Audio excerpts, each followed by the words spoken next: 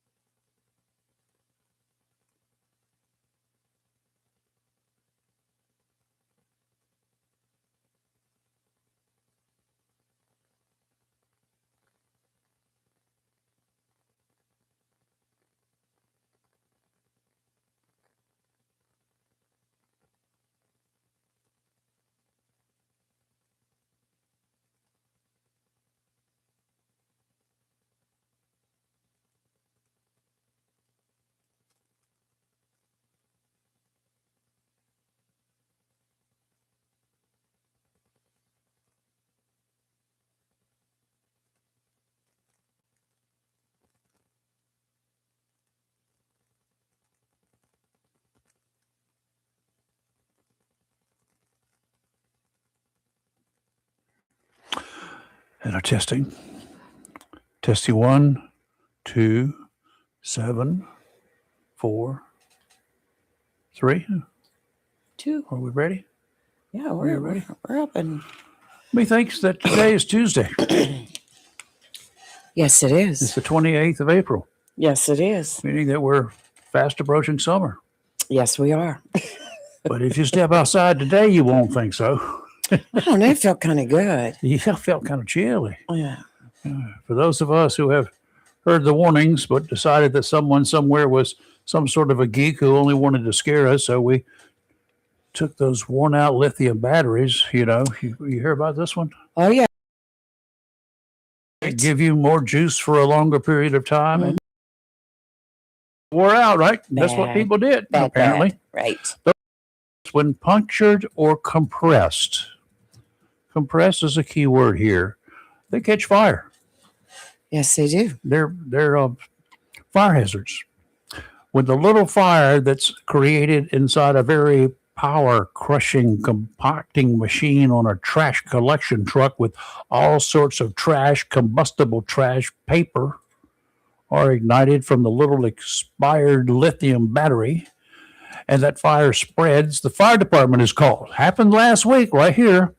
Inspectors are looking over the truck. Repairs will have to be made, and we, the taxpayers of Jacksonville, will have to pay the bill. Bottom line, do not dispose of lithium batteries in your trash or recycle bins in Jacksonville. You can go to Batteries Plus on is it on Western? Yes, it is. Yeah, Western Boulevard. Extension. Yes. Or Advance Auto on Western Boulevard to get rid of those lithium batteries. Get rid of them, but do it right. I didn't know Okay. Advance Auto. That's good to know. That's what it says when I looked up recycling batteries. So Nice. if you guys have got them, do not throw them in the trash. Okay. The trash machine out there that picks up our trash, it's got this thing, you go, and it compacts all that Yes. stuff, Yes. and it makes it really tiny. Well, if you got lithium batteries and they get compacted and they Explode. rupture, they're going to catch fire. Yes. If you don't believe it, why don't you go out there and put your 200 pounds on top of them and see it. When it catches fire, let me know how your feet feel.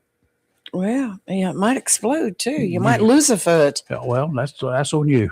Right. Yeah, I saw that story last night. I was like, oh my goodness gracious. Yeah. And there's a lot of combustible stuff in a trash truck. Yeah, this is in Jacksonville. We Yes. got to pay the tab for that mess. Yes, we do. We're trying to lower taxes. Come on now. You stooped to a new low level last night. I did. Yeah, according to Oh, reliable yes. sources, you stooped Yes. to a new low level. I You admitted it. You had to do it, didn't you? I had to do You it. had no choice. I In your head, you could just not had nothing stop else myself. to do.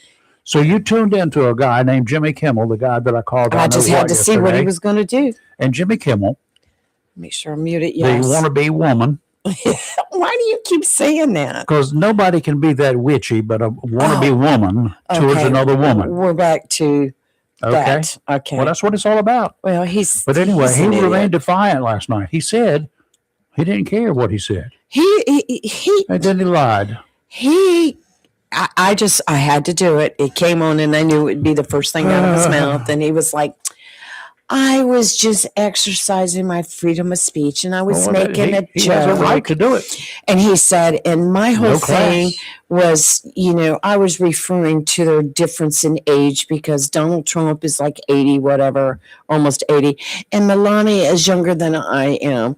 Well, you know what, Jimmy, being that twice there was an assassination attempt on his life, I still find the joke was tasteless. And Even if this had not happened this weekend, it was a very tasteless thing. right. Now, let me go further. Are you ready for me? Well, let me just real quick Okay. say say? that he brought up what Caroline Levitt had said. I don't know if you saw this, but prior to the dinner starting, she was doing an interview with a reporter and she was laughing. She says, yeah, President Trump is all ready for his big speech tonight and he's going to let it rip. And she said, there'll be shots fired. It was innocent what she said. She was referring to he was going to be firing jokes at some of the people. That's and so he's trying to use that now as leverage against what he did. And his pathetic attempt at brushing the whole thing up made me sick. I turned it. Think like this, Jimmy, baby. Yeah, go ahead. Let it rip. Maybe we ought to cover Fire some shots, Rayford. Cover Janie instead of Jimmy. Right. For Jimmy boy, let me ask you this. If there's a man, same age as a woman, they're both getting on in age, and the man is there dying of cancer. And you're standing there and you're watching this as it's happening. It's just a slow burn for him. He's taking, it's taken a while, maybe a year, 2 years. Do you refer to her as an expectant widow? No. Would you stoop to that level, you low-life piece of crap? Because that's what you are. Never. Jimmy. If anything, you walk around it the other way.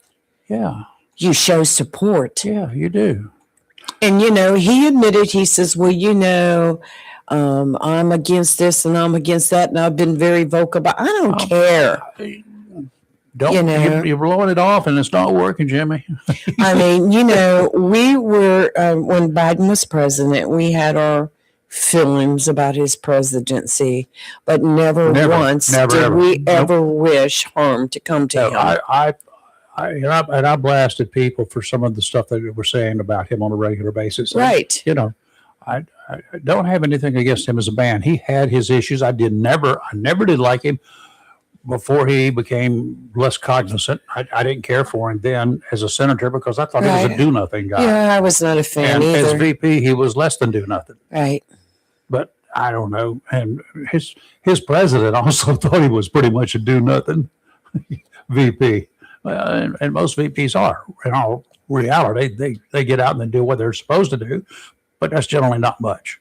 So, but Jimmy, you're pathetic. I agree with you. I think his attempt to make light of it got him even. It was terrible. Yeah, it was terrible. Pathetic, Jimmy. Just pathetic. Yeah, and we've got people commenting this morning on our Facebook that they feel the same. That he's a piece of, Yeah, I do. Good for you. I appreciate it. I never thought he was funny. And all that applause from the audience, I don't believe that's all real applause. Well, it probably is because look at the people who go see him. Well, it sure is. He's just in California. Yeah. If I was there, I'd have to get up and walk. Well, first of all, I wouldn't be there. If I went there, I'd be there just to show my butt. Tune in tonight at 11:30 on NBC, or ABC for the Jimmy Kimmel Show because Rayford's going to be on there. Yeah, watch out, incoming. But you know what? Now I went back and watched the video on what happened when the alleged shooter I hate to say the word alleged, Don't. when he actually came through the room and they explained it more thoroughly. And I understand your point about you're anxious to see the ballistics report, because now they're saying it's a possibility that that Secret Service agent was shot by another Secret Service agent in what they term friendly Told you fire. that in the first moments of this thing the other night. But they're coming out with it now. Finally, But we'll get into that in just a minute. yes. What I'm going to do, it's about time. I'm glad to see this. It's about time that those people who steal funds meant for folks who need them get just punishment. A Department of Social Services caseworker right here in the good old Tar Heel state is heading to federal prison for stealing more than $100,000 in SNAP benefits. Yay, it's time to raise the flags and say hallelujah. Right. Shermeka McCrary was sentenced to 6 months in prison, followed by 3 years of supervised release and ordered to pay back $102,000. That's cool. But is there any expectation from anyone, anywhere, that this woman, once she's out of prison, will even attempt to repay taxpayers for the $100,000 she stole? What about interest on that money? Who will make sure we get repaid? We, because that money's ours. The Goldsboro woman worked for Johnston County Department of Social Services, and she entered a plea of guilty back in December. Don't know why it's taken so long to send her to the big house. That's ridiculous. Federal investigators say she reached into SNAP accounts of qualified recipients and stole $102,000 for her own use between January of 2021 and January of 2024. She had originally been charged with similar charges by North Carolina investigators. The state side got it, but then the feds took over. Those charges were dismissed earlier this year after her guilty plea in federal court. If for any reason she had not made it through federal court or had skated, found not guilty or whatever, then but she pleaded. But then the state would have had charges against her too, because she was going to be arrested and jailed, one way or the other. I think we talked about, there's so many fraud cases. A lot of them come up in North Carolina. I can't keep up. There was one 17 days ago where almost a dozen people were arrested in a multi-agency check fraud investigation. Good. Then you got in Davie County, a woman arrested after thousands withdrawn from a tourist account in a fraud scheme. Mm-hmm.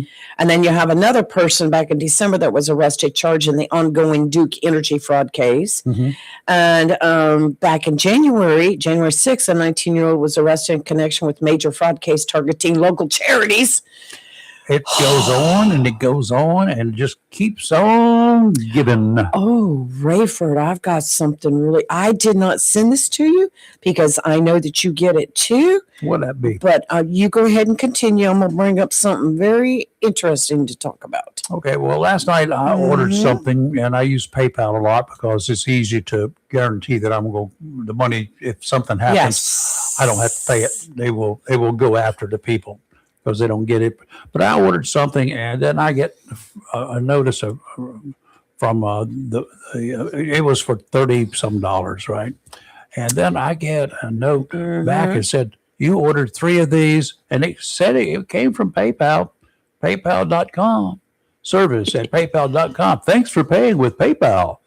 And then it had, instead of $34 or what it was, $127.86. I looked at that thing. What? I didn't pay that. I didn't order. No, I didn't even order that. And then and of course the shipping was free, and they charged me $7.89 on this particular thing. And the discount, there was not one, standard shipping. And then a thank you card was included, but then it was zero on that because I apparently didn't order a thank you card. A thank you card on PayPal? What the Sam Hill? So within seconds, I get the second one from PayPal, receipt for my payment. And it was like exactly, it looked like the other one exactly, except that there's no gift card or pay or gift, whatever it was. But it's $34.95. So I got on and I hit the PayPal people. And of course, I get AI. Mm-hmm. Jesus. Because at 9 o'clock, they close down out of time. God help us. But anyway, I'll deal with them again today. But it didn't come out of my account. So I'm assuming that, no, it's been blocked. So whatever. Well, I have gotten emails. It's been 3-4 months ago from PayPal about my account, which I closed my account years ago with PayPal. Oh, really? And I so love mine. I use things like different paying apps that are protected, and I don't know, there was just so many. What does that pay? Venmo. I use Venmo. I'm not even saying what I use. What am I doing? What are you doing? Anyway, the last couple of weeks, well, last week I got an alert from Facebook, someone who was trying to get into my Facebook account. Yeah, But I have a 2-step security authorization on there that I have to be notified by my phone number first. Yeah, and then you have to go in there and change. For good measure, I change passwords anyway. And it started with getting a message about my TikTok account where somebody went in there and, did you try to change your password? No. So I don't even mess with TikTok. But I got TikTok, Facebook, Instagram, my Gmail account, the Gmail account that I created for this show, and I had to go in and change all the passwords, but hackers were really working hard earlier in the week. So, well, good for them. Targeting me. Why don't they just come to the front door? So if you ever see a post on my under my name on Facebook that says, my dad was just put into a nursing home and we're selling all his property, and it lists about 30 pictures of boats, golf carts, tools, all this, it's a scam. Don't do it. That happened to my sister. People come knocking on her door. They paid the money online and then came knocking at her door because look, it's very easy to get somebody's address. Extremely easy. I got yours. I'll use yours. I got yours. I know. We'll just use each other. But it's very easy to get people to obtain addresses and information. Yeah. I just go to Google. Well, I go to other sources, but... One man got a bit of a surprise when he was confronted by investigators at the Charlotte airport Sunday. 40-year-old Christopher Murray of Cary arrested after a month-long investigation into a scam in Jones County. Are you Seems serious? that a couple had been contacted by a person who claimed their bank account had been compromised and demanded they make a payment to clear up the problem. Arrest warrants indicate that Murray collected it says 160, I think it was $16,000 from $16,000 from the Jones County family. No. And investigators fear that others may have been scammed. If anyone in Jones or other counties anywhere, if you've been contacted by people with claims that they need you to make immediate payments until they resolve problems with your accounts, don't contact your county sheriff's office if you've been approached. Get all the information and do not give them any money. Absolutely not. And, I did get an email from the DMV scam a couple of months ago, but I had not seen it because it had gone into my spam folder. But I saw it in there and I clicked on it and it said, you owe this, you owe that, and you need to contact the DMV, your Department of Motor Vehicles, and you're going to get this. And I'm like, yeah, okay. Yeah, just send them a letter back. I will not be taken alive. Come see me. And they would give them the sheriff's office address downtown. It's just unreal. Unreal. All right, looking towards the deep blue ocean out to 60 nautical miles. We're still under a small craft advisory that should expire by 8 o'clock this morning. We'll let you know. Meanwhile, be careful if you plan on boating this morning. Northeasterly winds 5 to 10 knots, becoming southeasterly in the afternoon. Seas 3 to 5 feet. Except 2 to 3 near shore. Waves, they're running about 4 footers, 10 seconds apart this morning.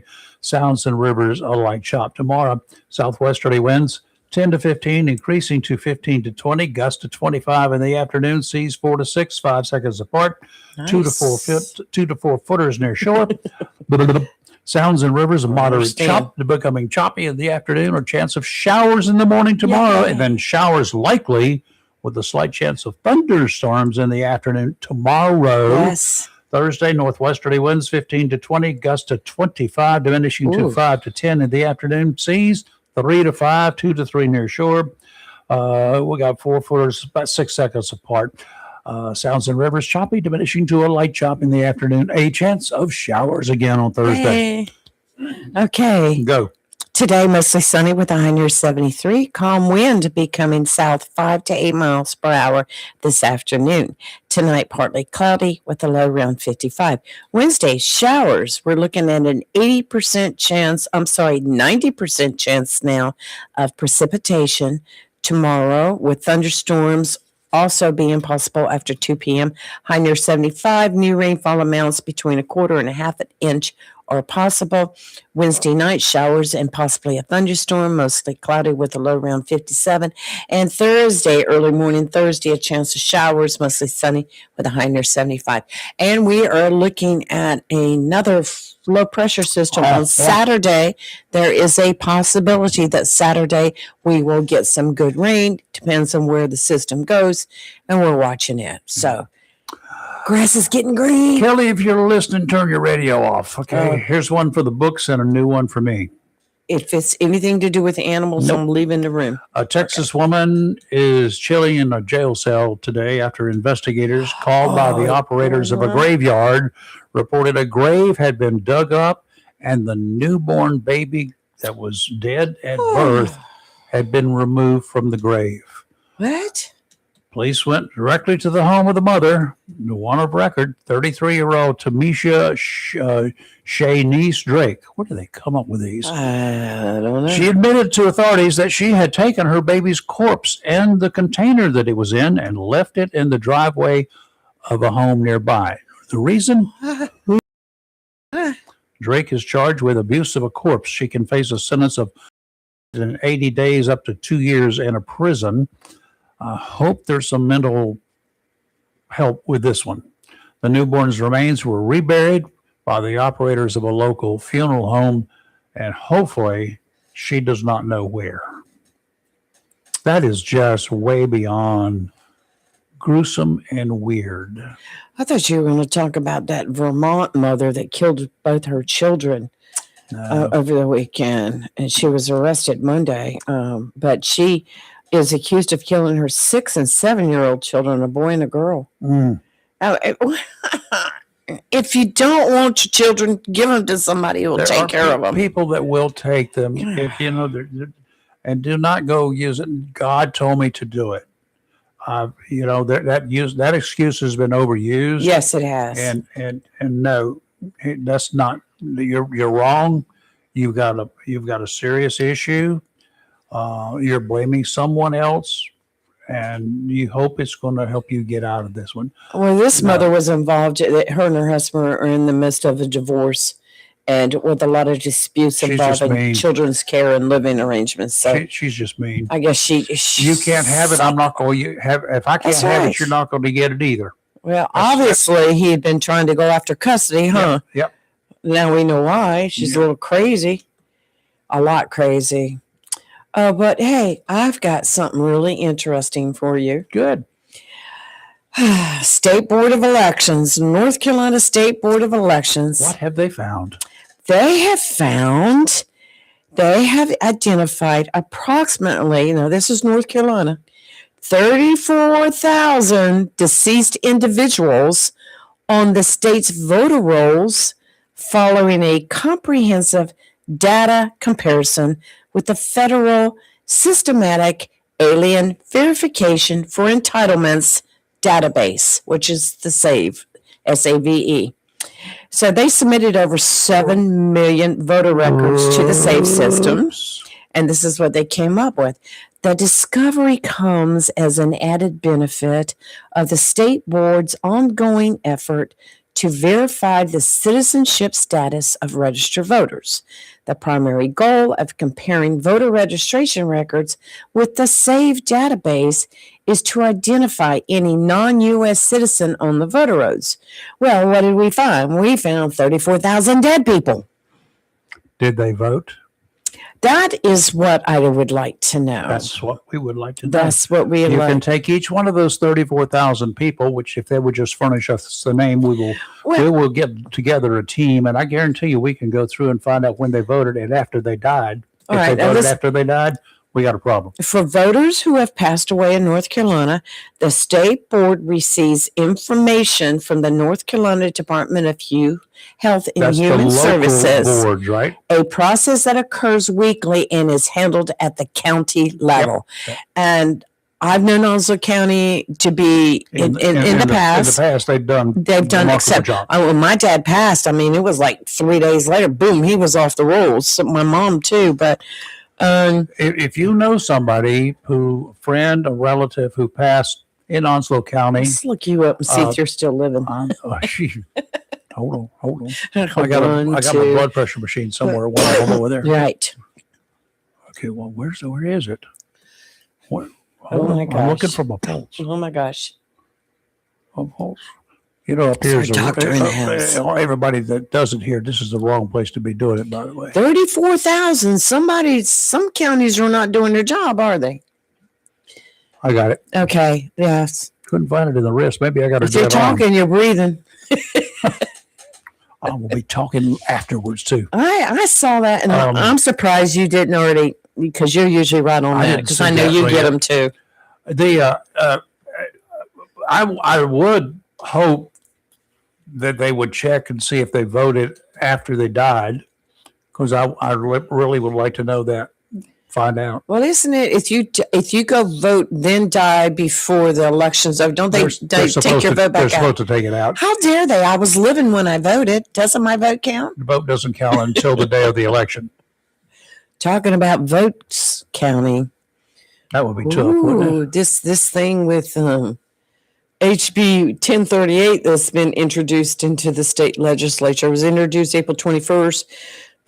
Passed its first reading, went into committee, of course, a committee on election laws, and from there it'll go from there. But a lot of talk last night at the meeting I was at. Let me just go back to this voting stuff for just a second. Oh, let's go back to voting. Okay. Because if you vote and then you suddenly pass away and you voted early election and you do it in person, how do they go take their vote back?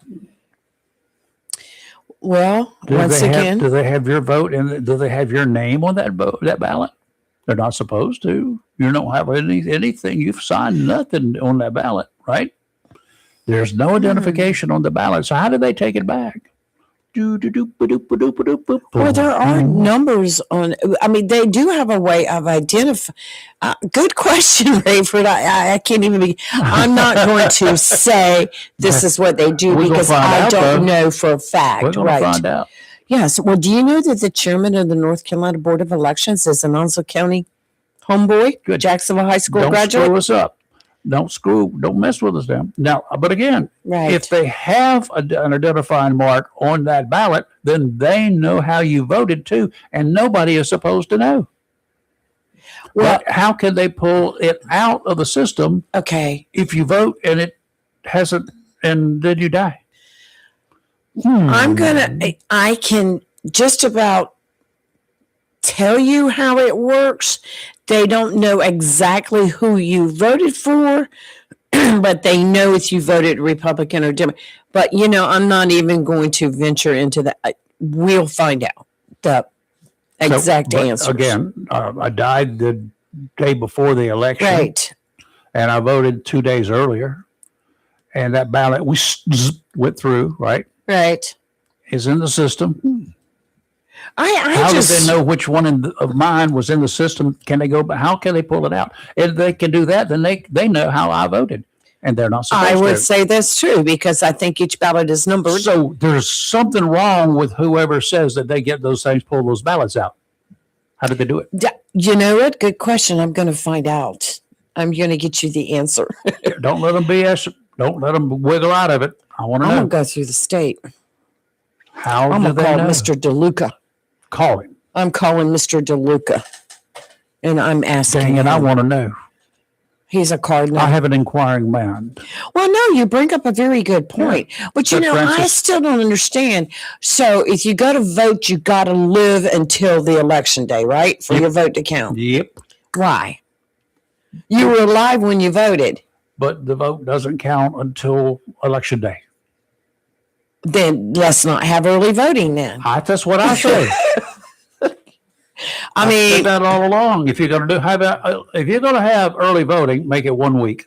I just think, I know they have rules, and I know there's reasons, absentee but ballots. You can get an golly. absentee ballot. If you're going to be out of the country, you got to be gone. Get yourself an absentee ballot and vote. That's okay. I think if I get up and I go vote, that it should count. If I died before election day, sorry, but I voted. I did my civic duty. But on election day, you don't count. You're no longer a part of society. Well, You do not exist. that's just wrong. It's just wrong. Sorry, you're dead. Your vote does not count. But interesting, the 34,000 deceased voters on the rolls. How many were on the rolls on election day? Uh-huh. How many people that were deceased voted on election day? I may have to take a trip to Raleigh. You better take a bag because you're going to be there 2 or 3 days. I have to go see those people. The governor's got an extra room over there. I don't think so. I've been to that mansion. Well, why would I was there when Mike Easley was governor. How many yeah, okay. We were talking about Republican governors in North Carolina. You can count them on one hand. It's not good. But I'm going to tell you what. I went to a meeting last night. The Republican Party locally had their meeting. And they're fueled. I guess maybe the embarrassment from being the lowest turnout in the district. That better be their goal, is to reach out to independents and Republicans and get them to vote. They are fueled. It was a great meeting last night. They did a good job. A lot of things upcoming. And if anybody from the Democratic Party wants to call in and tell us about how they're doing, please feel free. I really hope the Democrats, I hope the Republicans, and I dang sure hope the rest of us, the good guys, will get out and vote. I want them to vote. Right. Everybody needs to vote that can vote legally, not the dead people. Everybody needs to vote. Oh, I agree 100%. If you don't do anything else, go vote. And you don't have the right to criticize our country when you don't vote. And you please educate yourself. We'll help you here. I mean, you've got until November to learn about these people on the ballot. Tell us who you are. If you've got somebody in particular you want to come on the show. If you've got, if you're registered here, go find yourself. Right. And then look and see what the ballot's going to be. The ballots have not been printed yet, but we all know who the candidates are. Yes. Let's go through and look and see who the candidates are, and then say, okay, who's this dude? Good God, I appeared before him, and he was a jerk. He was then a judge. I mean, I don't like him. He just didn't do things right. Not because he found me guilty, because because he's a jerk. Right. You may find found me guilty. Or if you look and you do a little history, whether you appeared before him or not, and find out that it doesn't matter what happens, he turns everybody loose, or he doesn't give them he gives murderers, 6 months in jail, to county jail, and be sure you get a good breakfast in the morning, and get some psychological help. No, we don't want people like that on the bench. No, we don't. But generally, people like that on the bench don't last long. I got examples to contradict that one. Well, that was back in the good old boys' days. Shit. Yeah. I mean, no, there are some judges that I won't say locally. I haven't really heard anything on the local front. I mean, the one thing I would like, doing their job. Even if the district attorney decides, okay, this guy's been dragging this case out for way too long. Mm-hmm. Judges, DAs, and the local attorneys need to all get together and come in and let me hold a session for them. But no, seriously, they need to get together and come to some real terms here. How many continuances can a person have? That's a good question. This having a guy sitting in jail awaiting trial because one excuse or the other, either the state or the defendant's lawyers, they want to continue it. So 2 or 3 years goes by before a person his trial is heard, And, they judge shop, of course, they do that. Right. And then they just put it off. And at some point in time, the lawyer's going to go to the DA. So listen, I know you're overworked. I'm tired of coming up, appearing up for the judge here. I'm tired of asking for continuances. And let's make a deal. No. I would love for the district attorney to be as the office. I'm not talking about the DA. I would love for the whole deal at the DA's office would be just like the insurance companies. The first time they ask you for a continuance, no. The first time they make a deal, they want to make a deal, no. Second time they want to make a deal, You better bring something to the table. Yeah, It's better than just I agree. 2 months and, we can change some bedpans. I know somebody that had several DWIs pending on the books for 3-4 years. It was always a continuation. It was always, what we're going to do. It's just ridiculous. That person's deceased now, never went to court. I guess that's the way you play it. He waited them out. But no, doing this kind of stuff, just wait. No, and no. Their lawyers need to get together with the DA, and the DA needs to explain to them, we're not going to agree to any more continuances. You get one, maybe two, but you better have a good reason, not an excuse. And I don't care that it's your vacation coming up. You do like that. You're that before your vacation was scheduled. So get it done, or find somebody else in your office that can do the job, or postpone your vacation. That's not my problem. That's a you problem. You're holding up the whole court system. The judicial system is being held up for you because you want to go down to Daytona Beach. No, sorry, not my problem. I agree with you. And the judges need to stand firm on that as well. And just because somebody asks for a continuance, the judge does not have to give it to them. And I would say no. If I was on the bench, nope, not going to happen. Move on. You ready for trial? Have a seat. You better be ready for trial. I mean, I know we have delays in the court system, and I know that sometimes, say, being a defendant, you've got you've got to coordinate bringing witnesses Not in. after 2 years. I agree. After 2 years, this should be done and over with. We've got people in jail over here for murder that have been there for a long time. We'll get the sheriff one morning, find out just how many people that got over there for murder in the Onslow County Jail that we're having to babysit for this period of time. They can't get out. We got to pay the money. County pays for those people to be in jail. The county means you and me. You know that 60.5 cents, 65.5 cents, right, for $100 valuation. Right. Part of that goes to pay for these guys to stay in jail. And I don't want them to turn loose. I want them to go to Central. Go up to Raleigh. Good news Let the about the state pay sheriff's for 'em. office?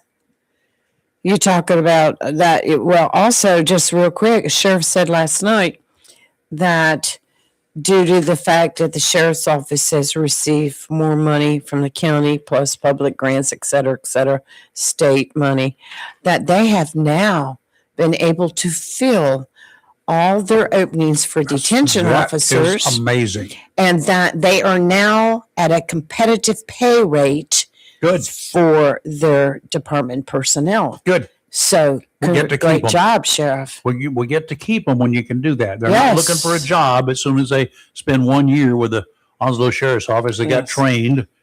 That was just my good news I had to throw in there for good you. news. Good news. All right. Good. Federal Yes. authorities have the goods on the man they say tried to get into the annual White House Correspondents' Dinner Saturday night. He wanted to kill key government officials. That's the official word. That's what investigators are centering on. There may be a link to other attempts in the U.S., but not raising this much attention, just agents working without publicity in those shadows. What's going on? Perhaps stuff they're not sharing. We know that. There is stuff happening behind the scenes, and they're not telling us about it. Mm-hmm. If this guy had any more intense plans, we had no advance warning. In today's world, I would expect first thing they're looking. Friends, relatives, co-workers of the 31-year-old Cole Thomas Allen, they're talking with them. They're going to have the goods on him, more goods than they're going to know more about him than he knows about himself. He's going to get a bank of investigators, not likely giving him much relief, working him in different ways to learn more about him. They're going to be talking with him. If he hasn't already hooked up with a lawyer, he will be before any serious questions are asked. No doubt, given his age and a background of relative normalcy, I feel pretty sure he will give up everything he's got. It will take a bit of time, different agents, some friendly, some will be realistically brutal. When they finish with him, it may take several days because he'll get tired easily. He will feel better, happy they've wrapped up, glad they're gone. Now let me get back to my cell where I can rest. That won't be for long. When checking his stories, finding discrepancies with known facts, they're going to revisit him. Might be an insignificant or even a mistaken piece of information, but the agents will make sure that everything he tells them will be the truth. They'll verify to make sure that's what's happening. Because if they catch him in a lie, he's a liar. And then they treat him accordingly. Of course, his lawyers will eventually tell him to shut up. Hopefully, the agents will have a full story on this guy. He faces charges that include attempting to assassinate the president, transporting weapons across state lines, and discharging a firearm during a criminal act. You may recall that a Secret Service agent was hit by gunfire. His body armor, what the media call a bulletproof vest, stopped the projectile. Initially, agents said he was shot by Allen. Today, they're saying they're trying to determine what gun the bullet came from. An agent said there was a spent, that means it had been fired, shell in the chamber of Allen's pump-action shotgun. Ooh. Yep, he had not ejected the shell that he fired. Agents said Allen had fired the weapon. No mention of where the load from the shotgun went. The wounded agent fired 5 times after he was shot. Did you know that? He returned fire. Who was he shooting at? Because it obviously was no details on Allen's handgun or whether it was fired Saturday night. Too much time, more than 48 hours, and we should have the basics on all of the ballistics. They have the spent casings. They have at least one bullet, the one the body armor stopped. So what type of shell was in the shotgun, and where are the agent's bullets?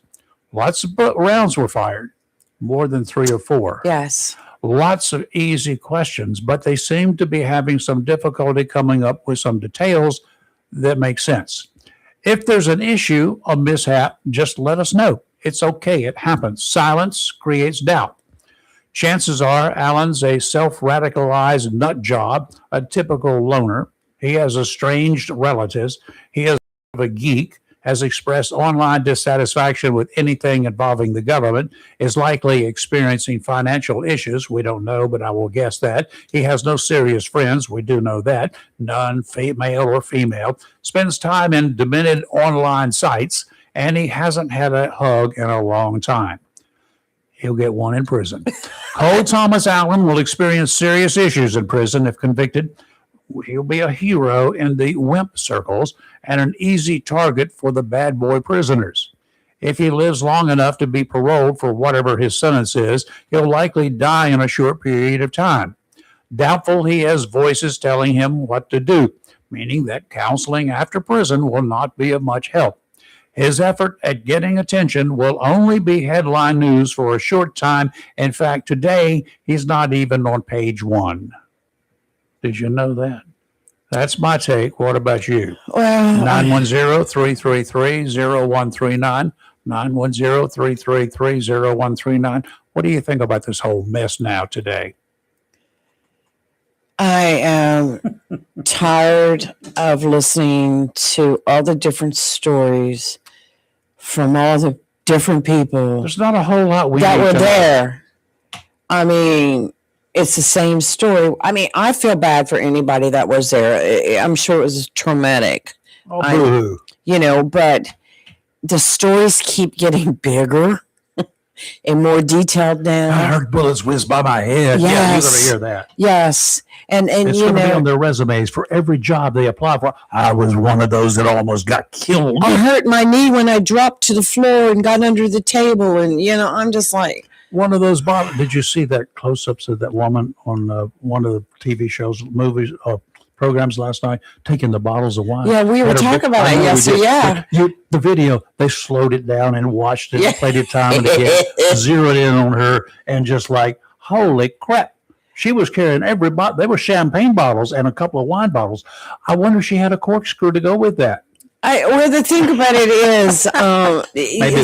is, they're going to throw all that stuff away anyway. They are. I don't care. And you know what? If I was sitting there and just went through all that, I'd be taking a bottle of wine with me when I left. Taking a bottle. She was taking a case, trying to get it all. She got the champagne first, and then she reached over and got the red wine underneath her. Like, go girl! Underneath her coat, she had a long coat on. Well, she did. You saw the one gentleman that was just sitting at the table and everything's going. He was just eating. What else are you going to do? I know, really. They say all clear. We got him. He's down. Okay, y'all get out of here now. Wait a minute. Hold on. I haven't finished. Can you bring me that dessert before I leave? I mean, I think all the waiters have kind of disappeared.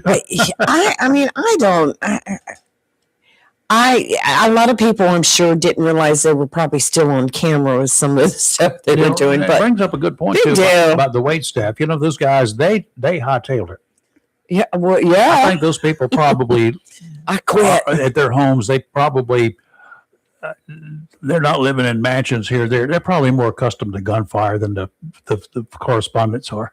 They knew what it was, and they got out of Dodge. Last I heard, there was at least 1,000 people there. Now, can you imagine all that food that they had been cooked? 2,000. Yeah. They said it was the biggest one in quite a while, most attended. But I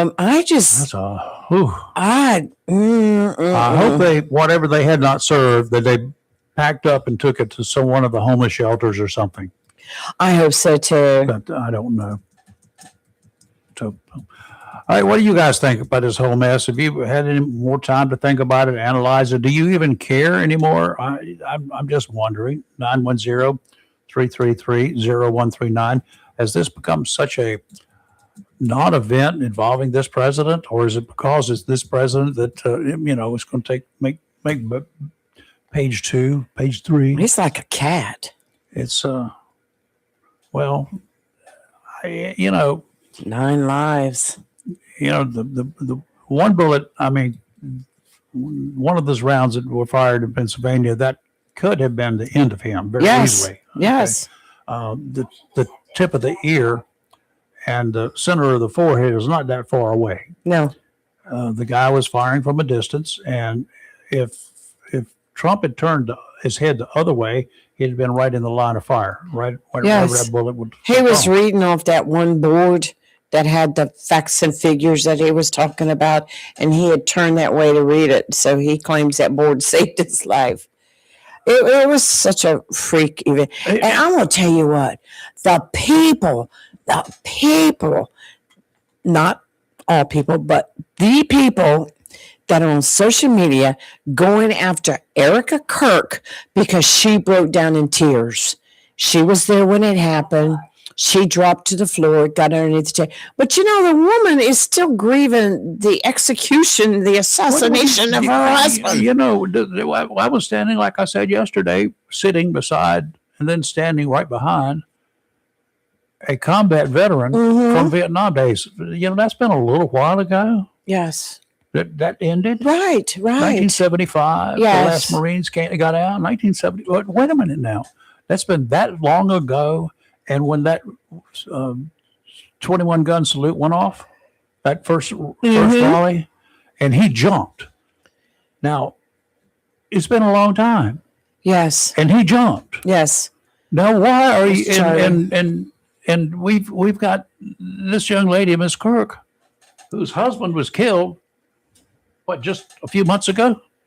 Yeah, it's not been that long 6, ago. 8, 9 months, whatever it was, and she got that news, and she hears gunfire. What in the world? Why are you badgering her? The woman is just she's lucky great. she's not wacky, okay? But she's maintained she's done a good job. And yes, I hear gunfire, I react, but I react a little differently than the normal people. But normal people would act like she does, I hope. Charlie, good morning. So I was curious, like, hey, Charlie, stop comparing Trump to Biden, Obama, Clinton. But I was just curious, because obviously if it was Clinton, Obama, or Biden, it would be CNN, page after page after page. So I'm on CNN right now, and there's 14 mentions of Trump. And I was thinking, is this going to be like, let's all pray for the president? No. Let's all come together as a country. So the first one is, Trump moves to accelerate deportations of migrant children. Trump's hypocritical crusade on violent rhetoric. Yep. It's the thing that I don't get about it is, like, I don't watch Fox. I'm not a fan of Fox. I just don't understand the people that don't denounce these organizations. Like, I think her name is Joy Reid.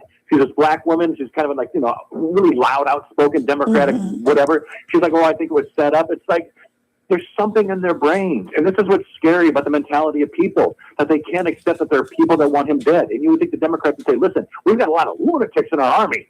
We don't promote this stuff, but they do promote it. And not one of them comes out, like Barack Obama came out the other day, like a couple hours after it was discussed. He saw the manifesto. He said, the guy's a pedophile, blah, blah, blah, blah, blah. They call Trump that. It's really scary that people follow this. Like, I don't follow Trump. He's not like God. Actually, Trump is too liberal for me. I think I've told you guys that. But it's really scary when you read in the media. It's like, just give me one channel. The caller the other day, they talked about, I guess, the 60s, 70s, and 80s, whatever it was, the unbiased reporters that just said, hey, this is what happened. Here's the news. Is there a channel out there that you guys watch that's completely unbiased? No. Nope.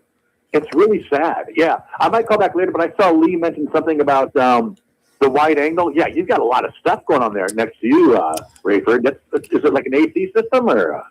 It's a central communication center here. We have. You don't see everything. You just see a part of it. Yes. All right. I'm going to listen. Maybe I'll call you back later. All right. Bye, Charlie. Bye. Charlie gets worried about what's going on in the news office. If he could see everything, he would be scared. Yeah. It's like walking into our own news agency with all the cameras and screens. We've got it. Y'all don't even see half of it. Yeah, you don't. You got one little angle there. And it's a little wider this morning because the camera's screwed up. We didn't check it in time, I guess, this morning. No, I did not know. I did not know there'd been a power blip. Yeah. I knew. I've got a device I can put on that camera. I got a battery backup. Oh, I got a brand new one. It's not doing anything. I'll put it on that, so if the power blips, it won't blip. That might be the best thing to do. I've been looking for a use for it. That might work. I was planning on putting it on one of the radios just in case, but I mean, those things all come on with a generator in 7 seconds, so in case it stays off. And they don't have to be reset. They just go back to wherever they were when they powered down. I used to have one radio over there that had to reset it when the power went off. Oh, that was a pain.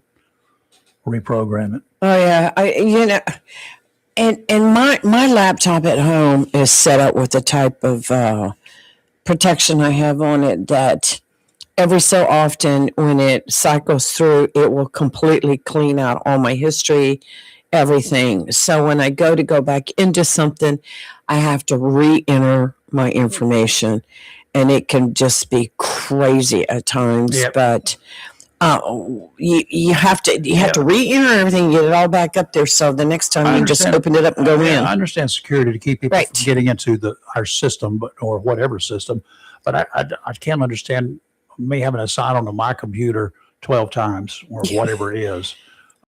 Nobody's going to get into. Nobody's going to touch my computer. Right. My wife doesn't touch it. She's afraid of it. Well, this laptop here, I just leave here all the time. I'm not worried. There's nothing on it. Well, it's the same here. We got show on it, and we got other emails. We got all things like that. But I'm not. Nobody's going to come in here. Yeah, I just use. We all know that they're not going to come in here, and if they got in here, God help them. See. Our Father who art in heaven, you better be singing real loud. I want you to know, meeting I was at last night when we did the national anthem, national anthem, the Pledge of Allegiance. Yes. Most everyone said it wrong. Did they now? Yes. Did you correct them? No. Are you chicken liver? No, that would be pure rude of me. Okay, well then you can do it now. Right. Well. Okay, let's go ahead and explain to them again what the Pledge of Allegiance, how it goes. I pledge allegiance to the flag of the United States of America and to the republic for which it stands, one nation under God. No pause. No between pause. One nation and under God. There's no comma there. That's right. Now, if I have to take a breath, is that okay? Take it after under God. One nation. Good morning, Mayor Swansboro. Good morning. Hey, Mr. Mayor, how are you doing? Yes, it's one nation under God. Pause. Indivisible. With liberty and justice for all. And I never paid any attention to it until I was schooled a while back. And then I researched it. Nobody does.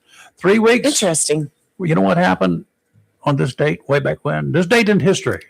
Date in history. What is this date? Oh, April 3 weeks 28th. into a journey from Tahiti to the West Indies, the HMS Bounty is seized in a mutiny led by Fletcher Christian, the master's mate. Captain William Bligh and 18 of his loyal supporters were set adrift in a small open boat, and the Bounty set course for Tubai, south of Tahiti. Tahiti.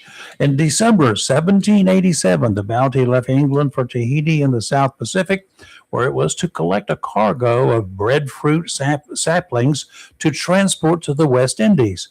There, the breadfruit would serve as food for enslaved passengers. After a 10-month journey, the Bounty arrived in Tahiti in October 1788 and remained there for more than 5 months. On Tahiti, the crew enjoyed an idyllic life, traveling. I hit the button. Yes. They were having a good old time in Tahiti, and they've been on board a ship all that time, and they were having a wonderful time there. Whatever. But on April 4th, 1789, the Bounty departed Tahiti with its store of breadfruit saplings. On April 28th, this date, near the island of Tonga, Christian and 25 petty officers and seamen seized the vessel. Bligh, who eventually would fall prey to a total of 3 mutinies in his whole career, was an oppressive commander and insulted those under him. By setting him adrift in an overcrowded 23-foot longboat in the middle of the Pacific, Christian and his conspirators had apparently handed him a death sentence. By remarkable seamanship, however, Bligh and his men reached Timor in the East Indies on June 14th, 1789. From April 28th to June 14th, in a small boat on the high seas of the Pacific, they were looking for somewhere called land. On June 14th, 1789, a voyage of about 3,600 miles in a boat, didn't have a motor. Bligh returned to England and soon sailed again to Tahiti, where he successfully transported breadfruit trees to the West Indies. Meanwhile, Christian and his men attempted to establish themselves on the island of Tubuai, or whatever. Unsuccessful in their colonizing effort, the Bounty sailed north to Tahiti, and 16 crewmen decided to stay there, despite the risk of capture by British authorities. Christian and 8 others, together with 6 Tahitian men, a dozen Tahitian women, and a child, decided to search the South Pacific for a safe haven. In January 1790, the Bounty settled on Pitcairn Island, an isolated and uninhabited volcanic island more than 1,000 miles east of Tahiti. The mutineers who remained on Tahiti were captured and taken back to England, where they were hanged. Wow. A British ship searched for Christian and the others, but did not find them. How about that? An American whaling vessel in 1808 went to Pitcairn. They saw smoke coming from a cooking fire. The Americans discovered a community of children and women led by John Adams, the sole survivor of the original 9 mutineers. According to Adams, after settling on Pitcairn, the colonists had stripped and burned the Bounty, and internal strife and sickness had led to the death of Fletcher and all of the men but this one guy, with all of the women and children and one man. He was granted amnesty. Wow. Probably figured doing that he served at least a life sentence with all those women. You want to talk about a public figure and we were talking about judges earlier. I didn't know some of that stuff about I didn't know what happened either. after It's always interesting going back and learning. I was aboard stuff. the HMS Bounty, the reproduction that was caught here. But Was that in a Hallmark movie? it's been in a lot of movies. It's been in tons of movies. Right. That was who's the crazy guy that was the pirate? Johnny Depp. Johnny Depp. That was in one or more of his movies. The boat that I was on, and I love Johnny it came Depp. Came to Morehead Cap City, Jack.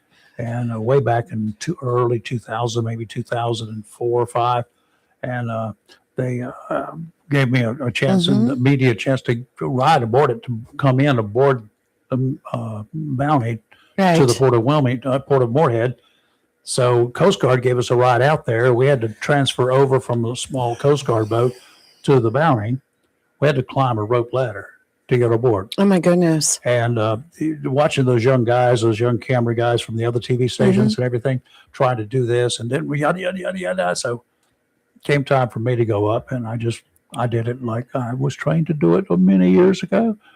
And got aboard, climbed on up with my camera, put it down, and then I told Robbie, because I had her coming along too. Right. And she got on. I said, here's step on, get ready to step onto the ladder. And she did, follow my instructions, got right up there. Everybody's looking, how'd you do that? I forgot to tell you I was in the Coast Guard. Sorry about that.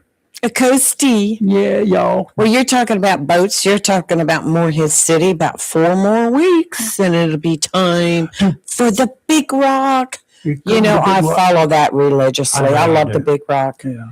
I love watching what they bring in. What's going to be fun again is we'll look the at good Captain Randy. Yes. Captain Randy? That's. I thought I had all the radios turned down. Oh, I can barely hear you. You're fine. But anyway, Captain Randy Ramsey, he works the radio up there during that whole time, and we'll carry at least one of his greetings in the mornings when he says a prayer. Blesses the fleet. I like that every day when he does that. It's really fun to follow it. And and every afternoon about 4:00, I'll turn on YouTube because they have a Facebook and a YouTube channel, and watch those big boats come in. It's amazing to me how those huge boats can just stop, throw it in reverse, and back up to that dock, and you think they're going to take the boat out, take the dock out. Those boats don't do nothing. The captains do it. Well, they are good. Those boats being piloted by the captains. Those boats are not AI. That's the good thing. It's just so much. It's just so cool to watch it. Imagine put an AI captain in charge of that boat. Oh, wham, wham. I don't know. They might catch a big marlin. How about an AI marlin? They had an AI shark in Jaws. Yes, they did. That ruined me. I saw that. Ruined me. I saw that swimming shark in deep in the ocean. LA. We went out there, and we went to Universal City there. That was fun. We saw the shark. Yes. Really? Yeah, they had the shark on display. But it was huge, wasn't it? Yeah, it was huge, but it's not. It was a 20-foot great white. Wait a minute. They blew that shark up several times. Kept doing it until they got it right. Right.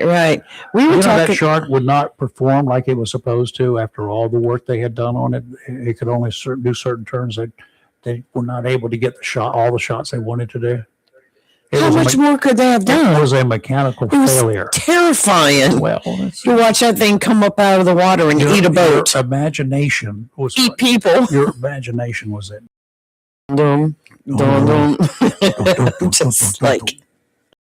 Go out in the water now, and all you need to do is turn around and see somebody with their hand on their head. Is there anyone who doesn't recognize that theme song from Jaws? I think the Jaws theme song used so many times. Oh yes, time and again. Oh yes. Oh, that is. It still gets people like, if you want to have some fun, take your boom box. Do they still have those? Take whatever audio system you got. And go ahead and take it to the beach and play that. Turn it on.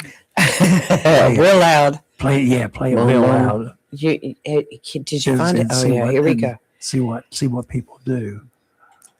That was a terrifying movie, and then they kept making more and more. It was just more terrifying, and that just ruined the water for me. I mean, I still go out in it, but not like no way like I used to. Ankle deep, so as far as I go. And then if you've ever fished in the surf, sharks can jump out there and get you. Well, see, if you've ever fished in the surf, there's a lot of fish in the surf. Yeah. Actually, you're out there to your knees, maybe to your waist. There's a lot of stuff swimming around you that if you knew, not that I want to ruin the beach season for anyone. Oh, well. Go out there and have a great time. I was talking just stand around other people. Somewhere I was talking with somebody about all the sharks and stuff that are in the water. Oh my gosh, I've seen them, of course, underwater, but I've seen them from the air. That's so cool to watch them from the air, and you fly over the beach, and every now and then you get a shot of somebody out in the water, and then between them and the land is a shark fin coming up. Charlie said, "Boombox, hello, it's 1984." Are you there? What's wrong with that? Yeah, when you talk, do they still make them? Do they still use them? Yeah, just trying to find a regular AM FM radio these days is hard to find. Yeah. And then I went to find one with a CD attachment on it to play CDs. It's very hard to find them. I mean, I still have CDs from a long time ago. I got reel-to-reel audio tapes. Oh my gosh. That's just like Who's this? Charlie. You're too quick. Charlie, you got a boom box. Did you see what I wrote? Right. Hey, I'm not even partially kidding on any level. I could be attached to 1,000 polygraph machines, and everyone would say, "Charlie, pass this." I used to visit my grandparents in Florida during the summertime, and they lived in this town called Winter Park, Florida, and there was this college called Rollins College. Anyway, lake is beautiful. I think beautiful, just picturesque. Alligators in the water. Yeah. I remember specifically my grandparents saying, "Listen, you can go into the water, but only go up to your knees." Think about it. Alligators are on the land. And I look back at it like, what the hell is wrong with them? They would be stories about dogs being eaten. I'm not making this up.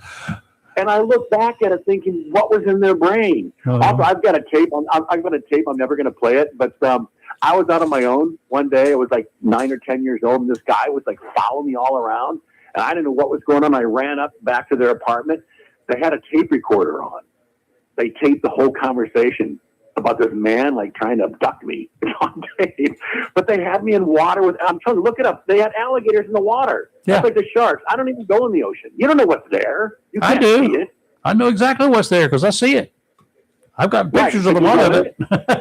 You go up to your knees. Can you imagine having grandkids or your daughter? You're like, sweetheart, just go up to your ankles. Okay. No. I go a whole lot deeper than that. I dive. I dive at 140 feet. But the thing is, at night you would see alligators lying on the beach. Yes. And it's like, what the hell's wrong with these people? Anyway, I like the boombox thing cracking me up.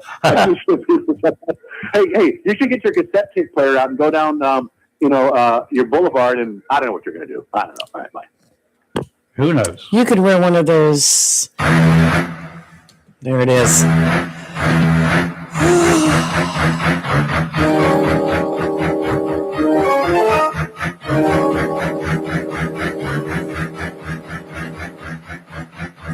Not the original, but it's interesting.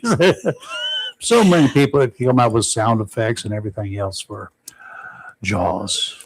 Yeah, there was a movie that once came out, or that did come out, and it was one of those scary movies. And I remember one of the songs in the scary movie was from Disney, and it was like the Lion Sleeps Tonight music. Yeah. And a lot of things happened in that movie when that song played.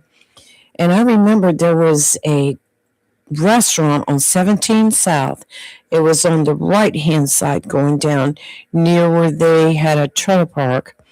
And I remember going in that restaurant to eat, and that song came on the radio. Uh-oh. don't know who this is. I've got a caller. Do we have a caller? Like that.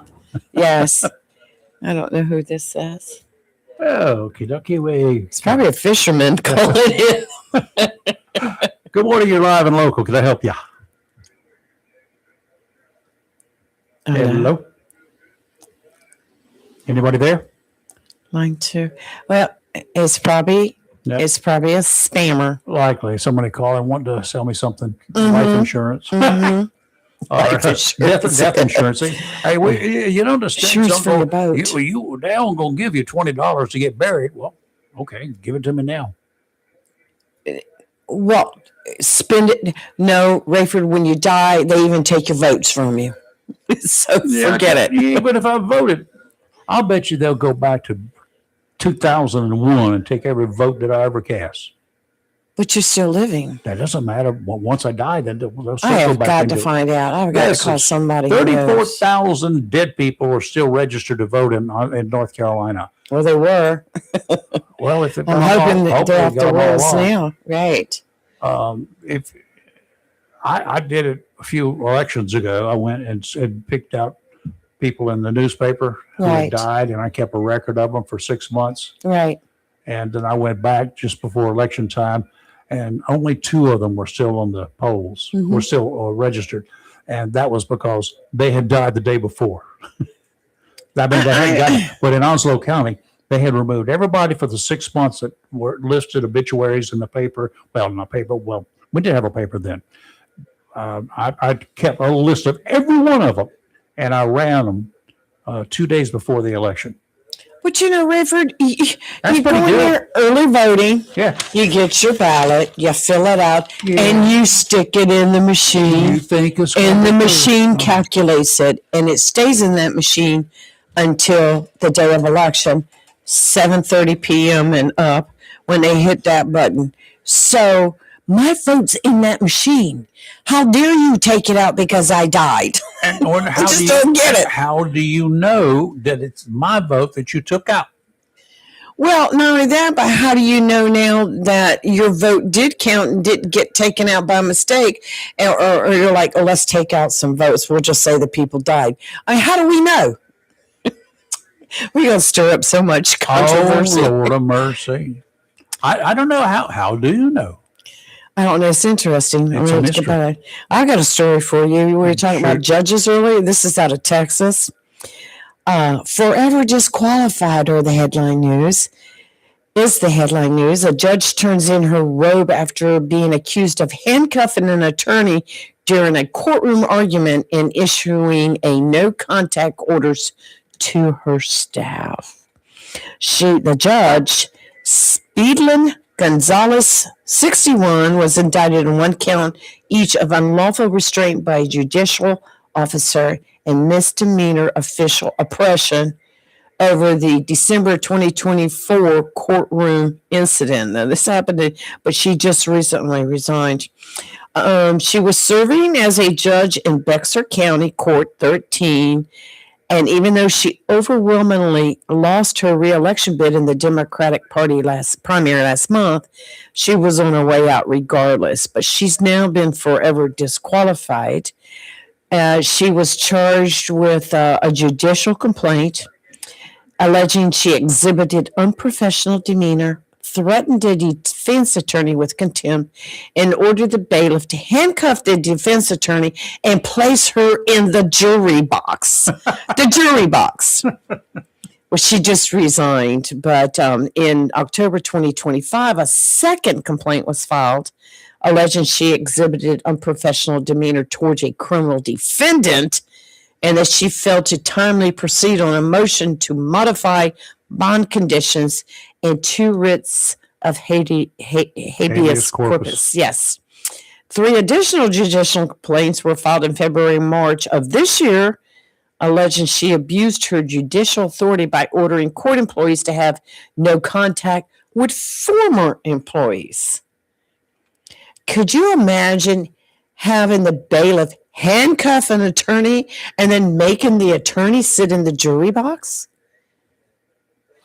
I've seen What a few in the times that world? I enjoy that happening. Some of the Well, attorneys that have appeared in County I can Superior Court understand that, but yeah, well, yes, that does who happen. disrespected the judge, the entire court. Oh yeah, The I'd say defendants turned his back on the judge when he was talking Right. to the judge. Turned his back onto the judge. her name was Rosie Speedland Gonzalez.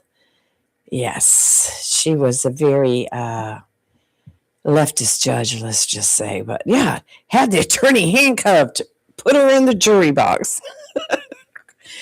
Well, I could you imagine sitting in court and that happening here in Oslo? You'd be like, "What happened?" Good. If the attorney deserved it, yes, but I would take the attorney out once, take her out and handcuff her. The district attorney in New Hanover County was ordered jailed for contempt of court. Well, yeah, that does happen. And I went up to see him and I said, Jerry, what in the world? I said, they got you for contempt of court. He says, well, I'm guilty. I do have a lot of contempt for this court. I'm like, oh God, just don't keep talking like that. Because when you're taken out by the judge who issues a contempt of court order for you, Right. Nobody can get you out. Unless the judge sets bond, you are in jail until the judge decides to turn you loose. Yes. I mean, we've known that. We've heard stories of that happening. Yeah. Uh-huh. We know it happens, but this judge was a little crazy. And then telling everyone in the courts that they could have no contact with the attorney whatsoever. Let's go a little far because there are going to be instances in cases where they have to have contact. Oh, yeah. And then threatened some of the employees against associating with former employees. Well, she's gone, so that's probably a good thing. Wow. Did you hear that President Donald Trump's administration has terminated the entire National Science Board of more than 20 members? 2 fired members of the board said on Monday. Here are the details. Oh my gosh. The independent board was established in 1950 to guide the governance of the National Science Foundation and to advise the president and the Congress on policies about science and engineering. It included over 20 members appointed 6 terms.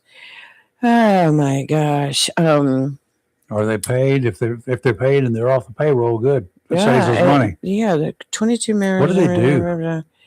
They are. Bobby, what do they do for us? Well, that's a good question, Rayford. Okay. Then we don't need you anymore. Goodbye. White House officials said authorities given to the board by Congress when the board was created may need updating. The National Science Foundation's work continues uninterrupted. That does not even make sense in that story. Tell me what they did for me. Well, yeah, I'm waiting. Let's find out. Tell me what they did for me. I want to know I don't care what they did. I want to know what they did for me. Right. Well, maybe any of those missing scientists part of them. Let's talk about the missing scientists. I don't quite get it. I've not kept up with it, but over the past couple years, there's been various, I think up to 7 or 8 maybe, scientists that deal with nuclear stuff that have strangely disappeared or either died. And now it's becoming a big thing. Is somebody bumping them off? And how do they deal with nuclear stuff? What do they do? Don't know, Rayford. Do they build I had bombs to find out. What? I'm still on the National Science Board. The National Science Board establishes the policies of the U.S. National Science Foundation and serves as advisor to Congress and the president. What do they tell them? It's a good question. They are. Why are we paying for this? I'm sure. The National Science Board is responsible for assembling and transmitting to the White House recommendations for appointments of new members.